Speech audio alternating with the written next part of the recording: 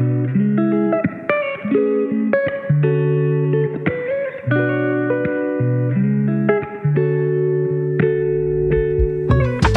just got back from several days in Europe and I did something I never imagined I would do. I only used one lens the entire time, and no, it wasn't the lens that I've used for years and I've talked about many times on this channel, the 35 Summilux FLE. And today I want to tell you all about it, show you the photos, and explain my personal logic for why I think this lens is a one and done solution for nearly everything that you possibly will need, especially if you shoot on a camera like the Leica M11. So let's go on a road trip together around Switzerland and a little bit of Italy, and let's talk about the Leica 28mm Summicron.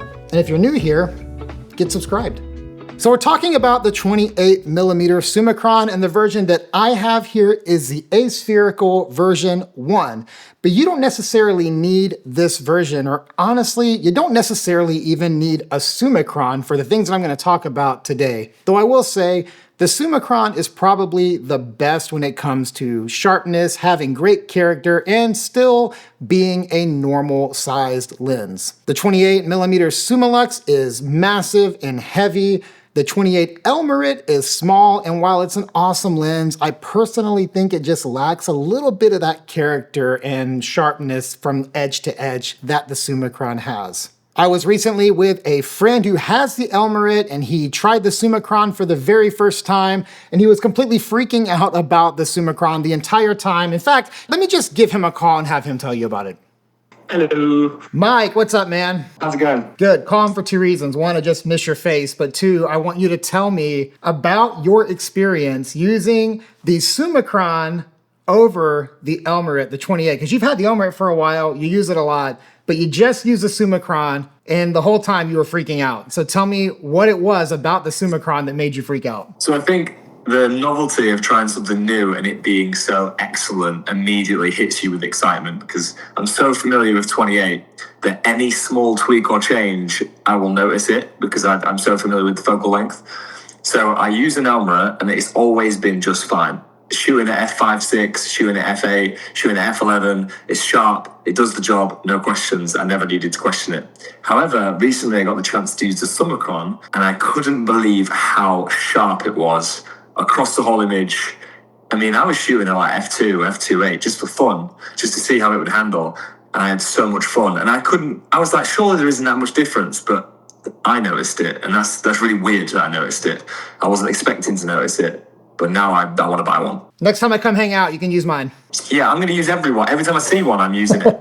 I will get my hands on one, yeah. So as I mentioned before, while I was in Europe, I was primarily in Switzerland and a little bit of Italy as well. I started off in Italy because I had an event there, and then I set out on a road trip through the Alps to Zurich and then Zermatt, and then back to Italy, and then I flew home. But the very first thing that I did on this road trip was I got to lead a photo walk with Photo Zoomstein and Leica Switzerland. It was an incredible event with two different groups throughout the day, and I'm so incredibly grateful for all who came out. All of the photos that you were seeing were shot on, you guessed it, the 28mm Summicron. And this is my first point about this lens.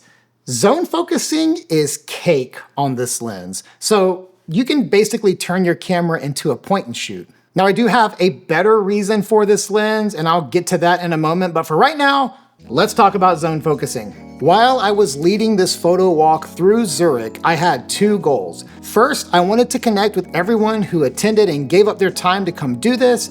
And second, I wanted to make some cool photos. I'd never been to Zurich before, didn't know what to expect, and wanted to be present as a photographer as well. And I love how easy it is to zone focus on a 28mm lens. My settings when I'm zone focusing are usually auto ISO, 1/1000 on the shutter if it's sunny, 1/500 if it's cloudy.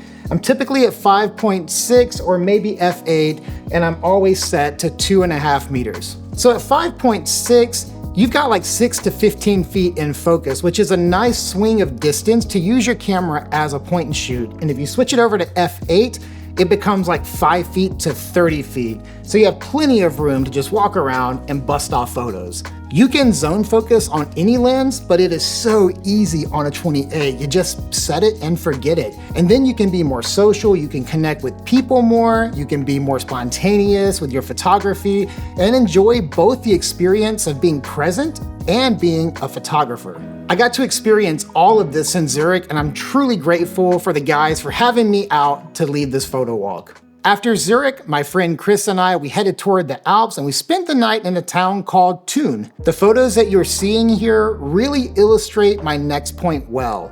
And I think this is a big reason why I feel the way I feel about the 28mm Summicron. On a high resolution sensor like the Leica M11, you can basically crop to any focal length and it's going to be usable in most cases. Now, I've still got a better reason, and it's my favorite reason, and we're gonna get to that in just a few more minutes. But when you've got 60 megapixels like we have on the M11, and you've got a 28mm lens on there, you really have enough room to crop all you want. The street photos from Zurich, many were cropped, some significantly. The photos that you are seeing right now, many were cropped, some significantly. And here's how it breaks down. At 28mm, you've got a 60 megapixel image.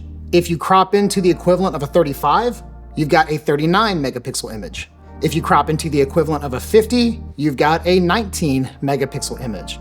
If you crop into the equivalent of a 75, you've got an 8 megapixel image. And you can even crop into like a 90mm and you've got a 6 megapixel image. And before you go shitting on 6 megapixels, when I started with digital photography, I shot a 3 megapixel camera and it was just fine. Sure, you may not be printing these massive cropped images, but not everyone has those kinds of print needs. Like for instance, I mostly print 4x6. That's like my main thing I print. My main way of sharing my photography happens here. It happens digitally, whether here on YouTube or on photo sharing apps or on my website. So there's nothing wrong with cropping all you want on a 28mm lens. After our morning in Thun, we headed into the Alps, and to our surprise, we were even loaded onto a train and tunneled through the mountains. Google Maps did not tell me this was happening, and I had never experienced anything like this before. Honestly, it was a little freaky, but it was also pretty cool. Eventually, we made it to Zermatt, and we started our adventure to see the Matterhorn. There was hiking, there were trains, there were gondolas, there was freezing weather, and there was heat. There was even a bit of sunburn, and no matter what we experienced, the 28 Summicron got the job done and gave me room to play with all of my compositions in post. After the Matterhorn, we drove back to Italy and we stopped in the town of Stresa and then Turin. I considered these next photos like travel photos, the kind you make when you are exploring a new area and you're just like taken by the beauty of what you are experiencing. By now, I've been photographing landscape and street and travel photos, and this brings me to my final and probably most important reason that this is just working for me as a one and done lens. 28 can basically do anything, any style, any genre. 28 can basically do it all. There's a reason why Leica's Q line is 28mm, and it really proves my point.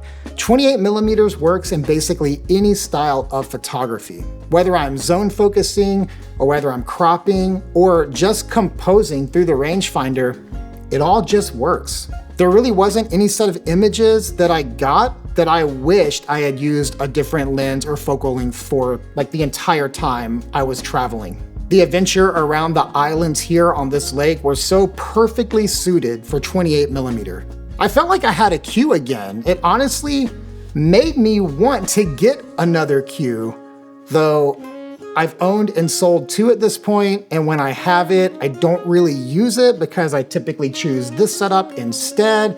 And then when I don't have one, I want one. I mean, photography, am I right? After photographing around the islands and around the lake here, we then went back to Turin where I would be flying home. But before I flew back, I went out and tried to play around with some city compositions. I was doing some zone focusing, some cropping, some slow shutter, and just photographing anything. And guess what? It all just kind of worked out. So I've come home with a lot of new photos, new experiences, and I've come home with zero regrets for just using this one lens, which is weird because in the past, I would always say that the 35 Summilux is my one and done. It's the only lens I ever need. And I don't know if it's the amount of espresso that I consumed or the amount of croissants that I ate clouding up my judgment for my time in Europe, but I'm feeling like this 28 Summicron might just be the one and done for the foreseeable future. And if you know me and you know this channel, you know how weird it is for me to say that.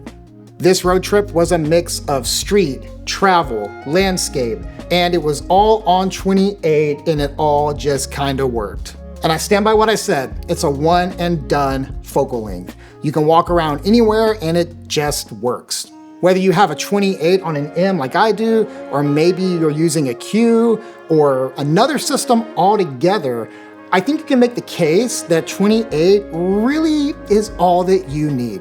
Now, if you want to see a gallery from this trip, there's a QR code I'm putting on the screen right now where you can just link right over and have a deeper look at the photos that I've shared today, and of course, see even more than I shared in this video. All of these photos were edited with very good presets, and you can find a link to that shop as well. Same QR code, all the links are right there.